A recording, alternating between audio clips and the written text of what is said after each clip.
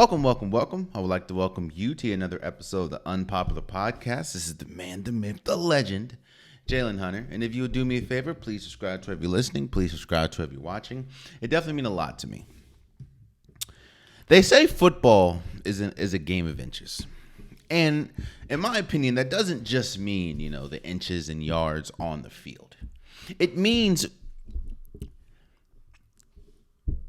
mistakes can get magnified in close games, and mistakes hurt even are small mistakes.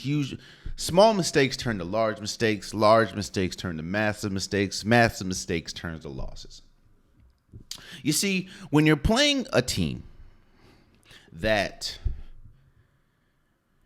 you're looking, sometimes you're looking up to, sometimes you're looking straight ahead. The margin of error is minuscule. The margin of error is so small because what could happen? What could happen is one error ruins the whole game, or not ruins, loses you that game. What do I mean by that? So the Chargers went into Arrowhead, and a lot of people had the Chargers winning this game. The Chargers looked really good week one. Hell, they look really good in Arrowhead, but they look really good week one. There are some people that have the Chargers in the Super Bowl. But the Chargers win the Arrowhead, and as we know, Arrowhead is the cream of the crop when we talk about, or the Chiefs are the cream of the crop when we talk about the AFC, at least in the recent years with Patrick Mahomes. Now, yes, I think the Chargers going into Thursday's game had won, 2 of the last 3 or 3 of the last 4, but overall, the Chiefs have dominated not only this matchup between the Chargers, but the AFC West for a good little minute now. But this year is different. Going into this year, again, with the acquisitions and the moves that the Chargers made this offseason and that they've made for the last few years, a lot of people have them dethroning the Chiefs for this division. So going into Thursday Night Football was big for the Chargers. And it was a litmus test. Like, how do we fare? We played really good week one. How do we fare against a top dog, a person that has been a nemesis for a while, a person that we have struggled with? Well, in those type of games, you see, people really come out. Like, we see who is who. And Justin Herbert was incredible. First and foremost, before I keep going, bro, I don't know. The man looked like he had some broken ribs, some cracked ribs at the end of the game. He shouldn't have been out there. Chase Daniels, Twitter is undefeated, bro. Chase Daniels. I didn't realize, Twitter will show you a lot of things. I didn't realize just how much money Chase Daniels made, like in his NFL career. And he's only started like 5 games. That's insane to me. That's insane to me. But the Chargers were so in control of this game throughout the majority of the game. Now, no, it wasn't like they weren't dominating, but they controlled the game. The defense was incredible. Asante Samuels had a couple times when he could have intercepted the ball. Joey Bosa felt like he was in the backfield. Or he was damn near hugging Patrick Mahomes most of the game. The defense came to play. Hell, Mike Williams had 8 catches for 113 yards and 1 touchdown. Let me tell you about Mike Williams, man, and why Mike Williams frustrates me. And this is kind of a tangent. I picked up Mike Williams last year for fantasy. Mike Williams is an incredible talent. He was an incredible talent in Clemson. He's a big body. He's a fast receiver, strong receiver. Here's my frustration with Mike Williams, and if anybody can agree with me, or if anybody's felt how I felt about Mike Williams, leave in the comments. Like, do what you want to do. Mike Williams will have a game like he had on Thursday. 8 catches, 113 yards. He had an incredible one-handed touchdown. He looked like the best player on the field the entire game. But then next week will happen, and he'll have 2 catches for 30 yards or 4 catches for 18 yards. I'm like, what happened to last week's Mike Williams? The inconsistency just be killing me. But back to the game. When you're playing an opponent like the Chiefs, and you're playing an opponent like Patrick Mahomes, like Andy Reid, like Travis Kelce, your margin for error shrinks. And the Chargers were doing a great job, even though Austin Eckler wasn't. I mean, he had 14 carries for 39 yards. The running game wasn't doing much. But again, Justin Herbert, 33 for 48, 334 yards, 3 touchdowns. He had a quarterback rating of 105. Or 100.5, I'm sorry. Those are the games that, even though nothing's going right on the running game, again, Mike Evans had 113 yards. Gerald Everett had 71 yards. DeAndre Carter had 55 yards. Austin Eckler did have 9 receptions for 55 yards. In those games, the margin for error is small. And why do I keep saying margin of error? Because this game was lost on one play. One play. And that was the pick six, the 99-yard pick six that Justin Herbert threw. Now, it's a huge, it came, I think, in the third quarter. I know he passed to Jared. I kind of blame it on Jared Everett, even though he was tired. He was asking to come out, but they were running the hurry up.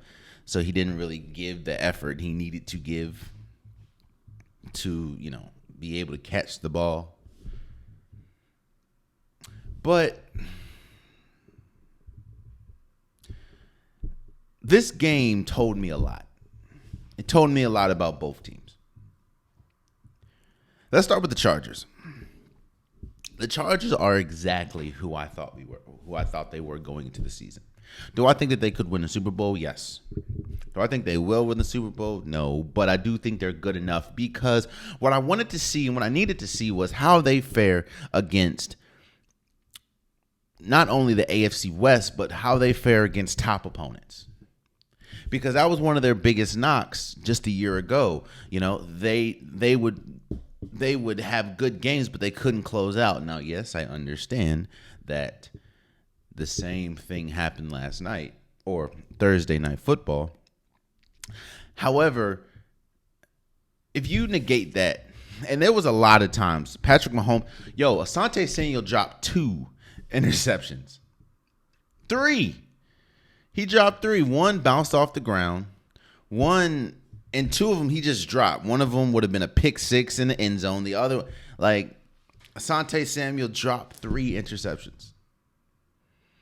Kyle Van Noy almost had a clear interception, but he tried it with one hand and batted it down. That's 4 interceptions. What I'm saying is this, man. This team played good enough to win. And when you're playing a team like Kansas City in Arrowhead, I want to see, are you playing to, even if you lose, did you play good enough to win? And if you lose, how did you lose? And that's one of the biggest reasons why, one of the biggest takeaways is the Chargers are going to be okay. The Chargers are going to be great. Because I don't think the Chiefs beat them. The Chargers lost this game, or lost the game, because of that pick 6, and because they dropped, I think, 4 or 5 interception quality passes. And this is on a day where the running game isn't doing good. Justin Herbert was sacked twice.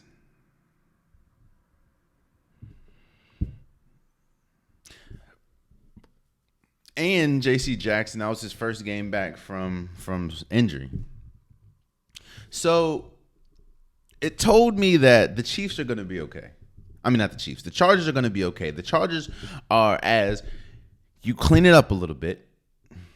I mean, but Justin Herbert, like he had, I don't know, as I'm recording now, I don't know what the report says, but he had to either have some broken ribs, some cracked ribs, because there was one time it was like 3rd and 1. He clearly had it to go to the first down. Like, clearly could have ran the ball. He was running, but he had to stop and just chuck the ball because I don't know if it was the pain, what it was, but he couldn't run, which is funny because the very next play, he threw the cleanest 40-yard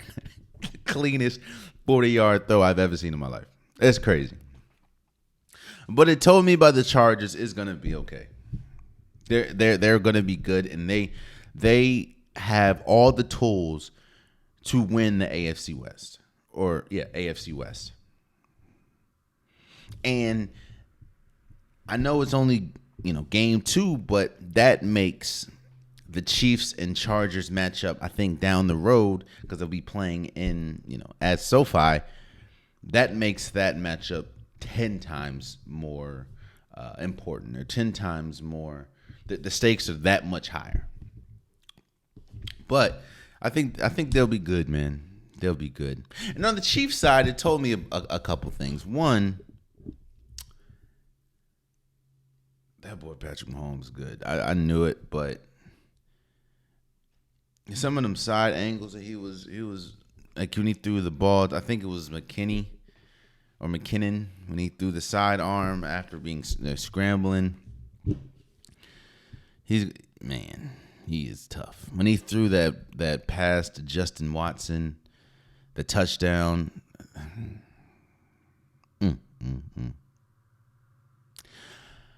But it also showed me that one of the biggest question mark, or the thing that I thought was going to hold the Chiefs back, could still possibly hold the Chiefs back, and that is their defense. Especially the back end of their defense. Mike, again, if it wasn't for that pick six, they probably would have lost the game. Because the Chargers defense was playing well. The Chargers offense was playing well. Yeah, Patrick Mahomes was doing his thing, but the receiving, Travis Kelce had 51 receiving yards. Justin Watson had 50. Mecole Hardman had 49. Clyde Edwards-Helaire had 44. Valdez-Scantling had 13. Juju Smith-Schuster, bro, had 10. What is Juju? Never mind. The thing that I thought could possibly hold them back could still possibly hold them back, and that is their defense. We know how great Patrick Mahomes is. We know how great Andy Reid is. We know how great Travis Kelce is. But that defense, especially after losing Tyrann Mathieu, it had holes everywhere. Not everywhere, but it had holes. They did really good with the running game, like stopping the running game. But the passing game, like the corners and the safeties, boy, oh boy. Mike Williams had 113 yards, and Mike Williams is a number 2 receiver. They're number 1. That's another reason why I think the Chargers are going to be okay, because they didn't even have Keenan Allen, who was their number 1 receiver. But congratulations to the Kansas City Chiefs for beating the LA Chargers 27-24. I'm excited moving forward. But let's move forward. Week 2 is upon us. Week 2 is here, and I am going to give my predictions about who is going to win the games. That's just what I'm going to do. I'm going to go down every matchup and give you who I think is going to win. So let's start with the Dolphins at Ravens. I have the Ravens. I think the Ravens defense is gonna have to be important, especially when you're going up against the speedy receivers like Tyreek Hill, like Jalen Waddle. Marlon Humphreys and Marcus Peters are going to be huge. And I think that Lamar Jackson is going to be Lamar Jackson. One thing that I did see last week that is kind of brings Lamar Jackson's not running as much. We knew going into it that he was either going to play normal or he was going to have to tweak his game due to the fact of, he's playing for a contract at this point. And he didn't run that much. And even still, some of his pocket throws were incredible. I mean, the one to Duvernay or two to Duvernay, one to Rashad Bateman, they look great. So I think Lamar Jackson is he's probably going to, because of how good the Dolphins defense is, he's going to probably run a little bit more. And I don't see the Ravens losing this game. I don't. If they do, we'll talk about it. But I got the Ravens winning this game. Browns against the Jets.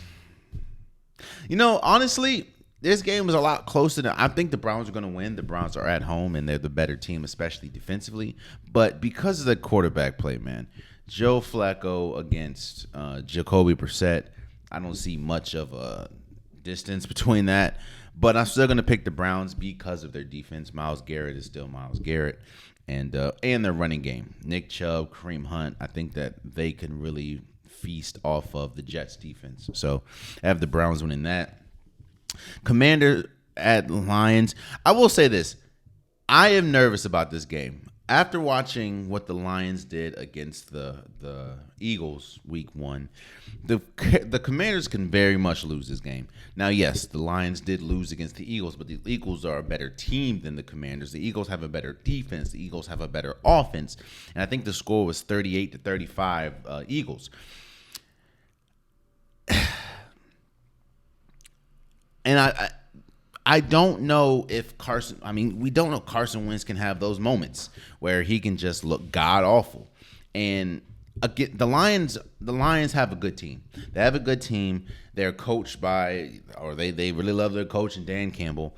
I think I'm going to pick the Commanders because I'm a Commanders fan. However, I will not be shocked if the Commanders lose this game. I wouldn't be. I would not be at all. Colts at Jaguars. I have the Colts, bro. The Jaguars aren't that good of a team. They're better. They spend a lot of money on their defense, but you got to beat the Jaguars if you're Matt Ryan, the Colts. So I have the Colts winning this. Buccaneers at Saints. I have the Saints. The Buccaneers, a lot of their players haven't been practicing. Like a lot of their key players, Chris Godwin's not going to be there.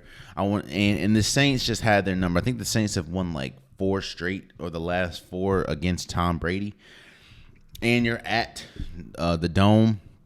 I have the Saints winning this. Their defense is still explosive, and their offense with Jarvis Landry, Michael.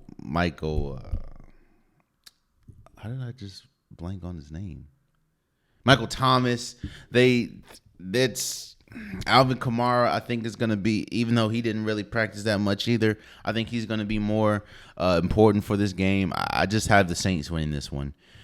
Panthers at Giants. To me, this is a pick'em game. This is a very even game. I don't know. I'm gonna pick the Panthers just because I trust Baker Mayfield, even though the trust isn't that high. I trust Baker Mayfield more than I trust Daniel Jones, even though the Giants, they did look good against the Tennessee Titans, but the Tennessee Titans should have won week 1.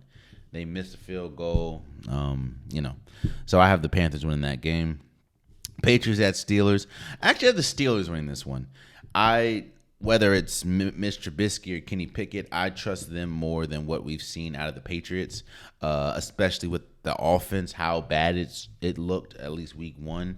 I don't see it getting much better against this defense. I do want to see what the defense looks like without T.J. Watt.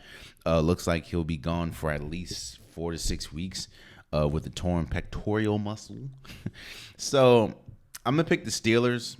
And I think this is but I do want to see what they look like without T.J. Watt. I know they're not going to look as good, but can they sustain until he gets there? And the Patriots team isn't that good of a team, especially offensively. So I have the Steelers winning that one. Falcons at Rams. I have the Rams. I think the Rams are going to destroy the Falcons. The Rams did not look good week 1.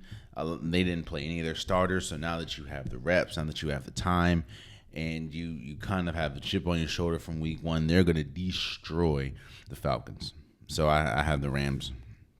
Seahawks at 49ers. This is a huge game for the 49ers. This is a huge game for Trey Lance. If Trey Lance does not win this game, if he can't outplay Geno Smith, then you think the questions and the should Jimmy G start conversations were loud this week. Imagine what they look like next week. But I have the 49ers. It's just a better team. And now it looks like George Kittle won't be playing, Debo Samuel. You still have a better team. But even without George Kittle, and Elijah Mitchell won't be playing. It looks like he's out for most, if not all, of the season. But even still, you have the defense. You have Nick Bosa. But you should win this game. So I have the 49ers winning against the Seahawks. And you're home. Bengals at Cowboys. I have the Bengals. I don't trust Cooper Rush at all. And even with Dak Prescott, they didn't look good. And the Bengals coming off a loss. Joe Burrow had his worst game as a football player. I just think you're going to bounce back even in Jerry World. And the defense didn't look, even though Michael Parsons did look good, I have the Bengals winning this one. Texans at Broncos. I have the Broncos. That all we've talked about Nathaniel Hackett, not letting Russ cook or taking Russ off the fourth down play to kick a 64-yard field goal to win the game, which they lost. Shocker. I just think that they're going to be better, and this is the Texans. The Texans aren't that good of a team, so I have the Broncos. Cardinals at Raiders. This is a good game. This is going to be a sneaky good game, in my opinion. I have the Raiders. Because even though the questions and the problems that plagued the Raiders a year ago was front and center week one, which is their offensive line and their defense, I think they have the best player on the field, I think they have arguably three of the best players on the field at one time, which is Devontae Adams, Darren Waller, and Derek Carr. You can kind of go back and forth between Derek Carr and Kyler Murray, but I just think the Raiders are going to win this. I didn't like what I saw from Kyler Murray and the Cardinals. Now, yes, they went against the Chiefs, but I just didn't like what I saw. I didn't like what I saw from the offense. I didn't like what I saw from the defense. How they had I don't know why the hell they kept Isaiah Simmons single coverage against Travis Kelce. Now, if they tried to deploy that against Darren Waller, it's going to be over quick. And I think that Derek Carr, which he tends to do sometimes, he tried to force things, or he tried to panic and force, He panicked and forced things a couple times. I don't foresee that happening, or that shouldn't happen. I have the Raiders winning, and they're at home. I have the Raiders winning this. Bears at Packers. Sunday Night Football, the Packers are going to destroy the Bears. You heard, if I'm wrong, again, I will talk about it on Wednesday. The Packers will destroy the Bears. They didn't look good against the Vikings. They will destroy the Bears. Now, even though the questions are very real as far as who is going to emerge as their number one receiver. Is Allen Lazard going to play? That defense, was that just a bad week one against Justin Jefferson and that Vikings team? Or because this is the same defense that we thought was going to be one of, if not the best defense in the league, looked pedestrian at best. So now you're going against a team that their quarterback is still young, and Justin Fields. You talk about the Packers receiver core. The Bears receiving core is 10 times worse. Their defense isn't that good either, even though you do have Raekwon Smith. I have the Packers winning that. And we have a doubleheader for Monday Night Football. We have the Titans at Bills. I got the Bills destroying the Titans. And the Vikings at Eagles. I think that's going to be a really good game. That's going to be on ABC, but that's going to be a great game.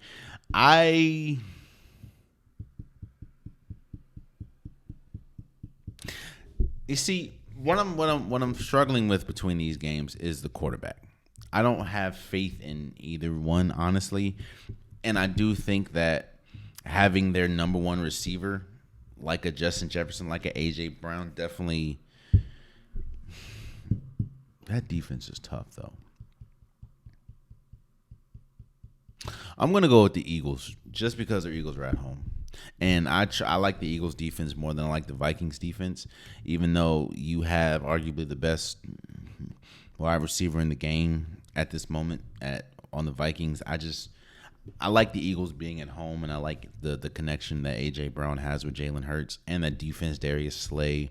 It's going to be tough. I have the Eagles winning this game. So those are my picks. Let me know what you think. Let me know how you feel. Leave in the comments. Talk about it. Bada bing, bada boom. Moving forward.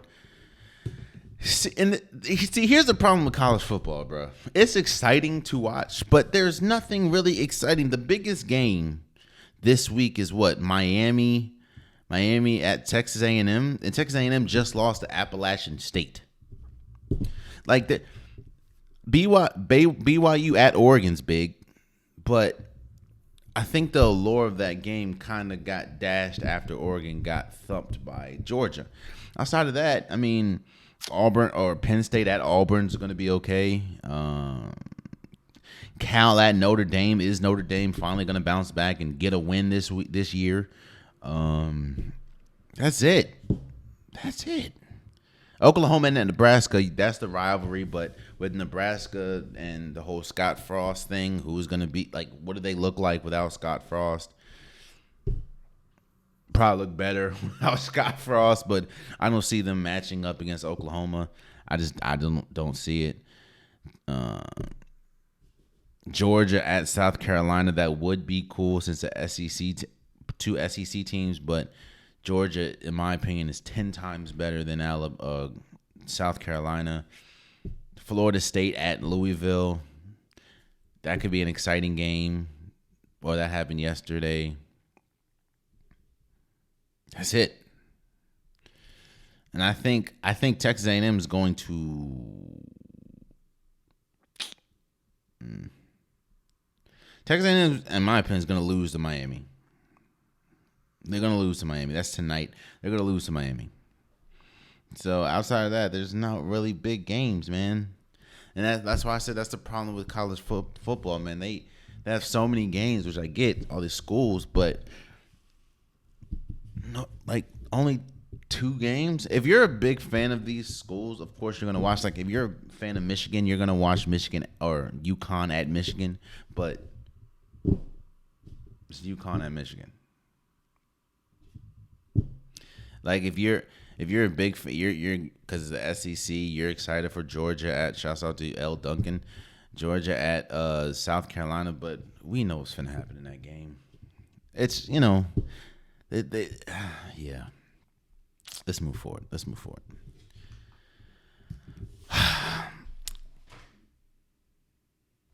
Sometimes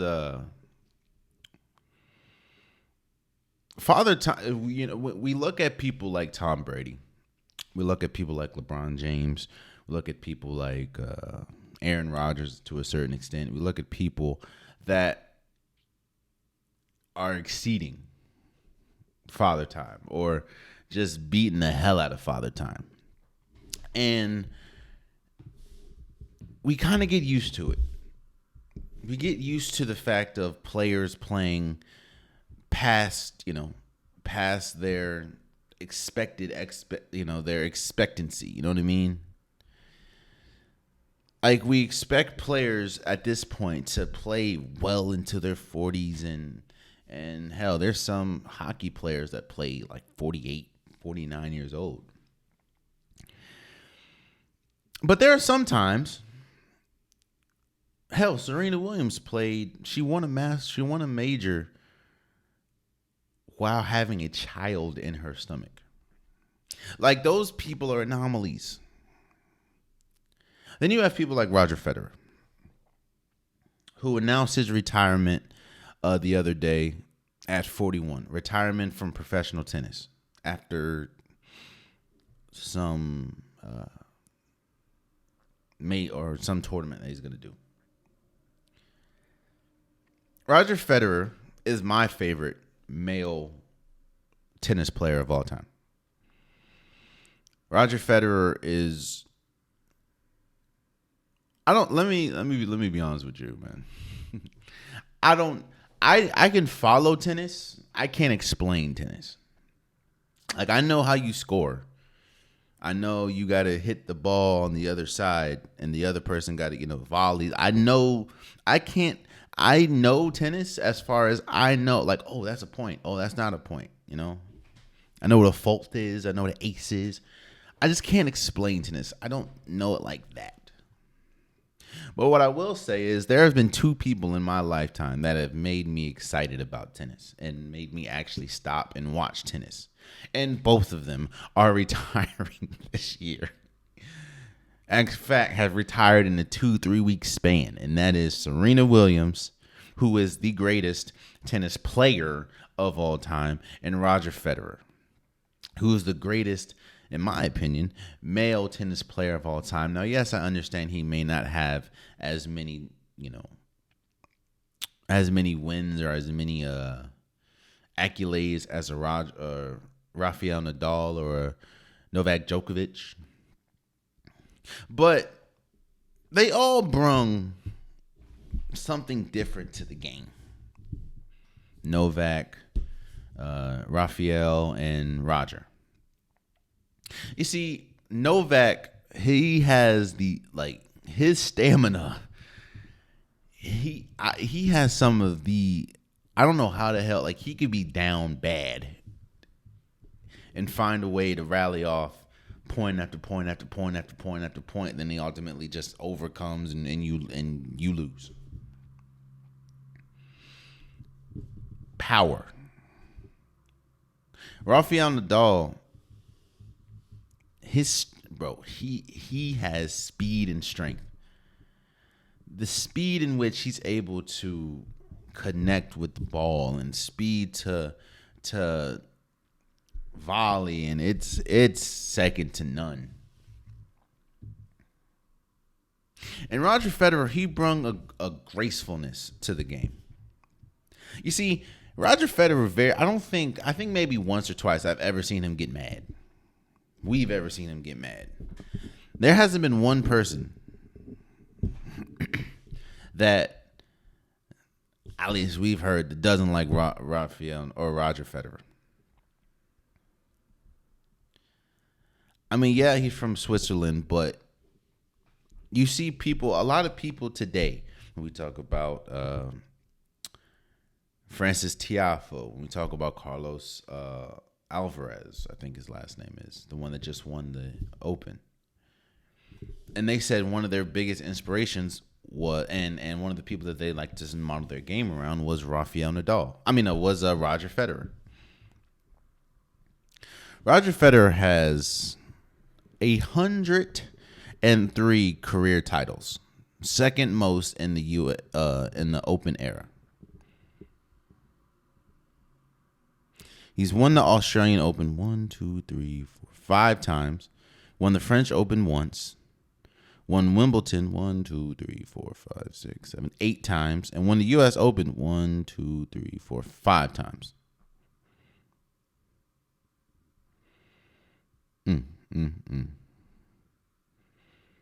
also has a gold medal in the Olympics in doubles.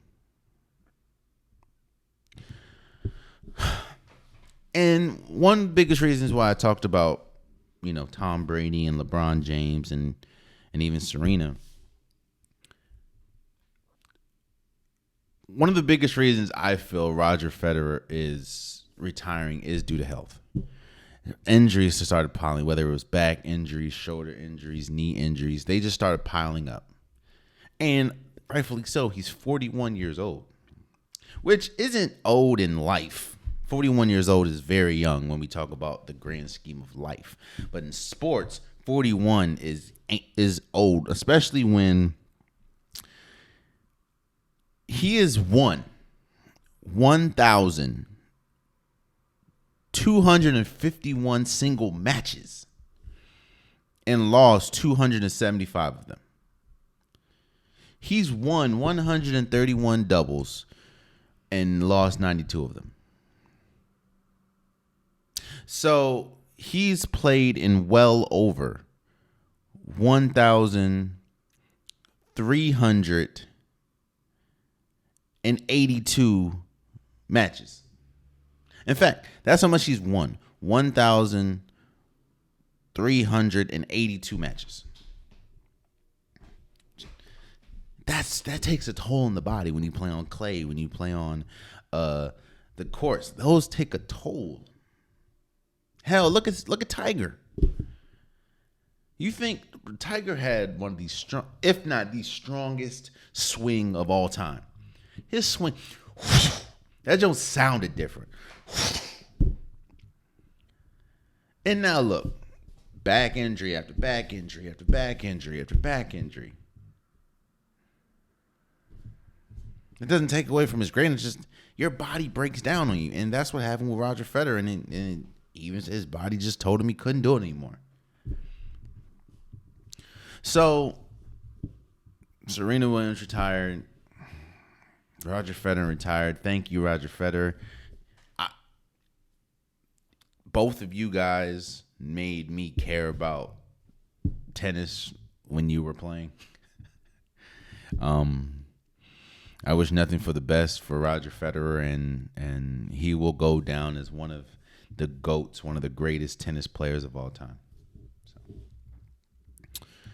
And I'm sorry I had to finish with this, man. I'm sorry I had to follow Roger Federer up, but Brett Favre. Let's talk about it for a second.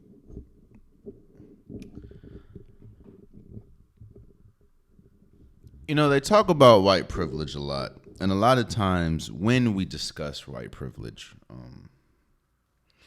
the thing that usually gets discussed is advantages that white people have over other races, such as African Americans.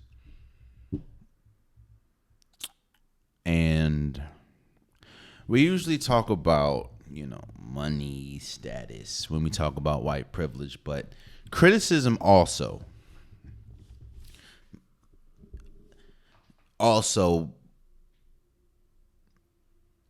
can and is affected by white privilege. You see, Brett Favre was caught stealing, I think it was like $5 million from Mississippi welfare. Let me first, from a person that struggled most of his young life, bounced from home to home to home. I've been homeless, lived in a shelter, slept on people's floors. I understand how important welfare is for people that need it. And I was doing this in Maryland and D.C. I wasn't doing this in Mississippi, Mississippi is the poorest state in the world, in the United States. And Brett Favre, I think, stole like $5 million from Mississippi welfare. Most of Mississippi ain't got clean water right now, bro. Not even clean. They ain't got livable water. Their water's like black. And when I talk about white privilege,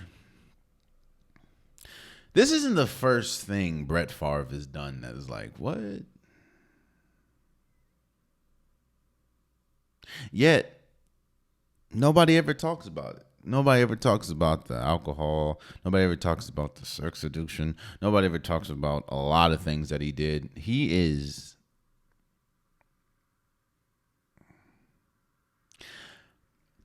to steal a man in Brett Favre. And shouts out to Shannon Sharp. He said it so eloquently. You want to see an example of white privilege? Let this be a black person. Let Brett Favre be Michael Vick. And let Michael Vick steal $5 million from Mississippi welfare.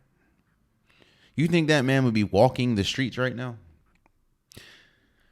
Yo, remember they put that they put that lady away? Like they put her in jail because she lied about like where she lived, so her daughter can go to a better school. They put her in jail for like 5 years or something. Brett Favre stole millions and knew about it because he sent text messages about it. Hey yo, if will the media ever know where I got this money from? My G, that's how you know that this money ain't right, bruh. This man has made millions upon millions, hundreds of millions playing football, wearing Wranglers, and you stealing from Mississippi welfare?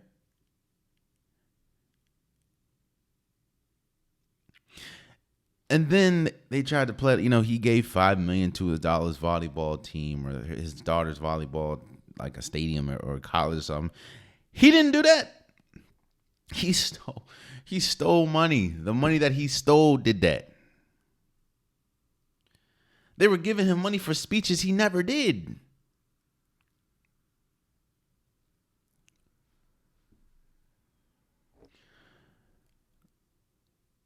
And Shannon Sharp said it best, man.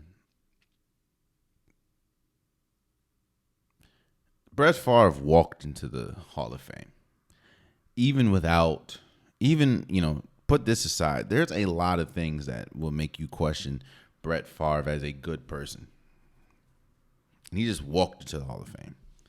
Yet T.O. had absolutely no off-field incidents. The worst thing he did off-field was do push-ups in his driveway and sit-ups in his driveway. Yet and still, he had to fight to be in the Hall of Fame. Brett Favre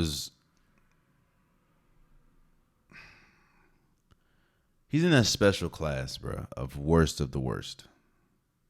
To steal from the poorest state in the United States, millions,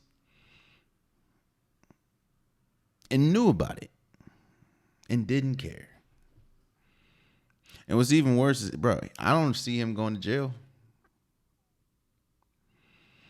What got him caught was he refused to pay interest on the money he stole. He refused to pay interest. He not only was he not going to pay it back, he didn't even pay the interest, which is lower than the money. He didn't want to pay like $250,000 for $5 million.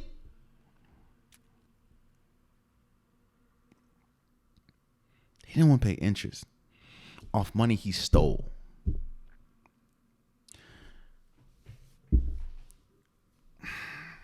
White privilege. And you know it's white privilege. Because let Brett Favre be black.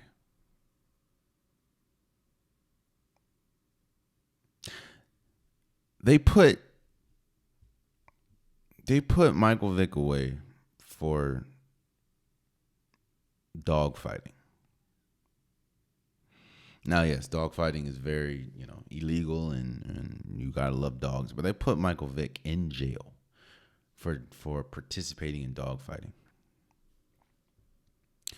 Brett Favre, Brett Favre, millionaire, by the way, Football Hall of Famer, not only stole millions, but he stole millions from the poorest state in the United States of America. A state, by the way, where a majority of the state at this moment has black shit coming from their faucets and has been told to boil their water in order to be safe enough to wash.